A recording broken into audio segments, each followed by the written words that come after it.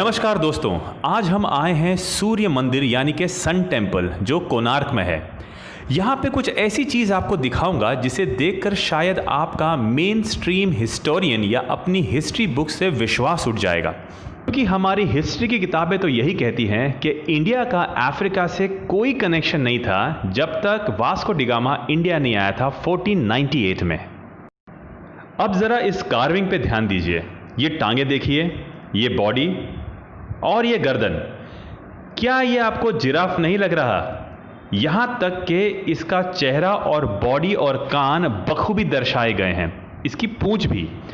अब ये तो हम सब जानते हैं कि जिराफ सिर्फ अफ्रीका में पाए जाते हैं, और हैरानी की बात यह है कि ये मंदिर 1250 एडी में बना है।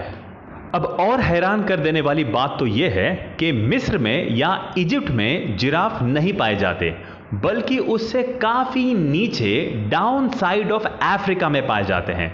और हमारे मेन स्ट्रीम हिस्टोरियन तो यही कहते हैं कि वास्को डी गामा वो पहला आदमी था जो अफ्रीका के जरिए इंडिया आया था, यानी भारत आया था। तो मेन स्ट्रीम हिस्टोरियन के हिसाब से ना ही भारत से कोई अफ्रीका गया, ना ही कोई अफ्रीका से भारत आया वास्को डी गामा से पहले। तो यह कैसे हो सकता है कि वास्को डी गामा के भारत आने से 250 साल पहले किसी ने यह जिराफ यहां बना दिया हो? चलो अब लौटते हैं हमारी कार्विंग पे। तो ये कार्विंग में हम देख सकते हैं बहुत ही बारीकी से चीजें बनाई गई हैं। इस हाथी के ऊपर एक राजा बैठा हुआ है जो आप बिल्कुल क्लियरली देख सकते हैं।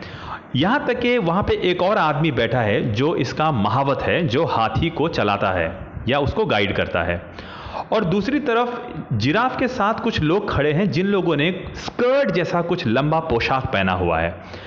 उनके चेहरे बिल्कुल अलग नजर आ रहे हैं, जैसे किसी ने उनको जानबूझकर अलग दिखाने की कोशिश की गई है, जैसे अफ्रीकन लोग नजर आते हैं।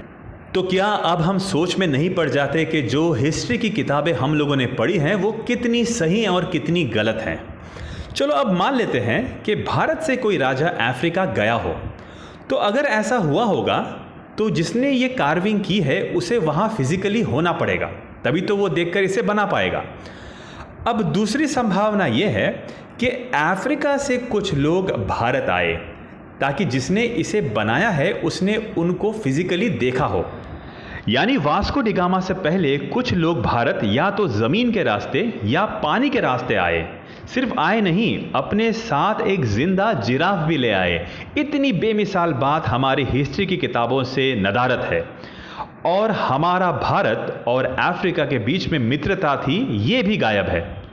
और इतना ही नहीं, बल्कि दोनों देश बिल्कुल सक्षम थे ऐसी टेक्नोलॉजी के साथ कि कहीं भी आना जाना उनके लिए संभव था। अब हमें धन्यवाद देना होगा उस स्कल्पचर का, उस आर्टिस्ट का, जिसने कोणार्क के सन टेम्पल में ये जिराफ बनाया, वरना ये बातें हमारे सामने कभी नहीं आती। वीडियो देखने के लिए बहुत बहुत धन्यवाद।